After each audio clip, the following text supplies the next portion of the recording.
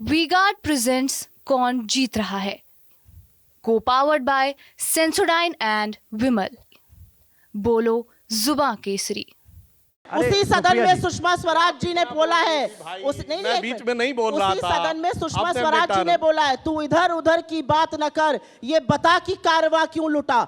20 करोड़ रोजगार देना था, 15 लाख सबके अकाउंट में डालना था, किसान की आय दुगनी करनी थी, 100 स्मार्ट सिटी बनानी थी, पेट्रोल डीजल का दाम 35 पर लाना था, रुपया डॉलर 1 कराना था, चीन को लाल आंख दिखानी थी। ये सब कुछ नहीं हुआ। चलिए थोड़ा सवाल जवाब हो जाए, थोड़ा सवाल जवाब हो जाए।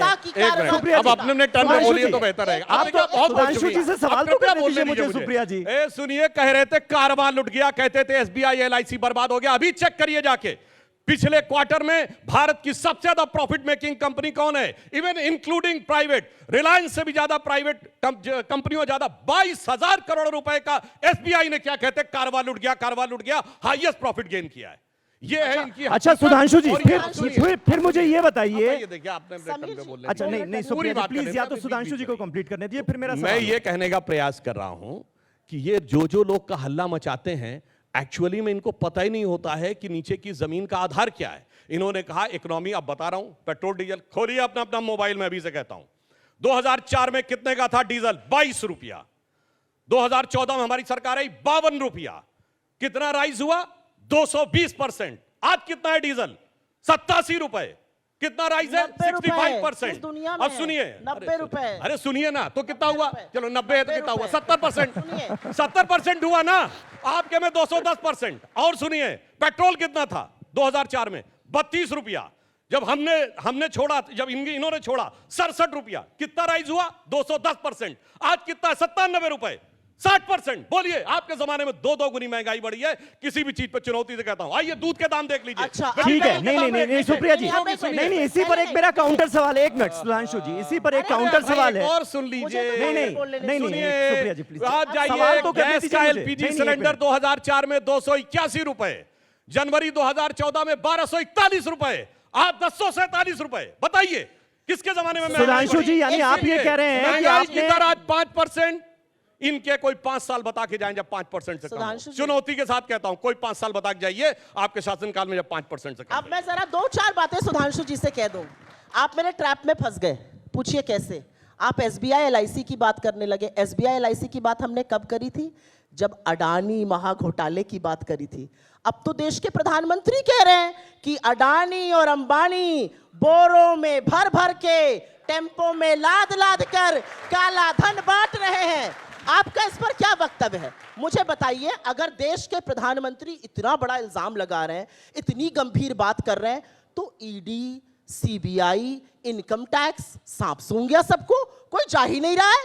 अरे अगर टेम्पो नहीं पकड़ेंगे मोदी जी, तो कहां तक टेम्पो पहुंच जाएंगे? चलिए, इस संदर्भ में बात करी गई थी। तो जब आप कहते हैं ना, जब हम बात करते हैं तो हमने विवश कर दिया कि 10 साल बाद नरेंद्र मोदी को उसी भ्रष्टाचार पर बोलना पड़ा जिस भ्रष्टाचार की हम बात करते थे।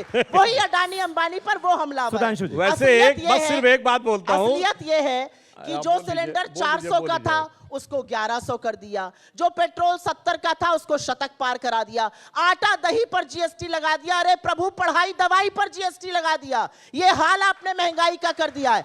आज गाना बदल गया है। पहले गाना था सखी सैया तो खूबे कमात है, महंगाई डायन खाए जाते। आज दूसरा गाना चल रहा है, सखी सैया तो नईखे कमात है, महंगाई डायन खाए जाते हैं। असलियत ये है। अब सुनिए, 2 लाइन बोलता हूं भाई। सब अपने अपने मोबाइल खोल के चेक करिए। जनवरी 2014 में 1241 का सिलेंडर था। झूठ बोलते हैं कि 400 का था। 400 का सब्सिडी का सिलेंडर था, और सब्सिडी के सिर्फ 6 सिलेंडर मिलते थे। सब्सिडी अक्टूबर 2024 में खत्म हो गई। डब्ल्यूटीओ के साथ एग्रीमेंट किया था। अब ऐसे तो हम कहें कि हम उज्ज्वला में मुफ्त का सिलेंडर देते हैं, अब मुफ्त से 1000 रुपए हो गया। इसलिए जो मार्केट रेट था उसकी बात करिए। अब सुनिए, अंबानी अडानी, बड़ी मजेदार बात सुनिए। राहुल गांधी तो खाली एक सांसद है।